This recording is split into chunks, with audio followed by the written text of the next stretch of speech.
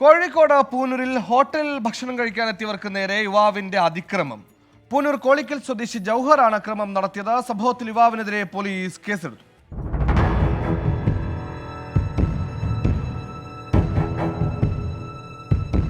കഴിഞ്ഞ ദിവസം ഉച്ചയ്ക്കായിരുന്നു സംഭവം. പൂനൂർ കോളിക്കൽ സ്വദേശി അദ്നാൻ സഖാഫി, കട്ടിപ്പാറ സ്വദേശി മുഹമ്മദ് എന്നിവർക്ക് നേരെയാണ് ആക്രമണമുണ്ടായത്.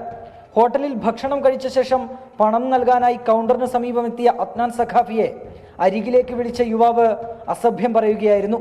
യുവാവിനെ ശാന്തനാക്കാൻ ശ്രമിച്ചെങ്കിലും അസഭ്യവർഷവും ഭീഷണിയും തുടർന്നു. പിന്നാലെ മുഹമ്മദിനെ ഇയാൾ കയ്യേറ്റം ചെയ്തു.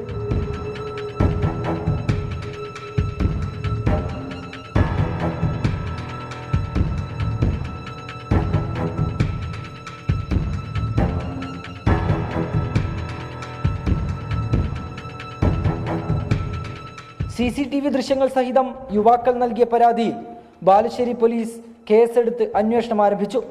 24 കോഴിക്കോട്.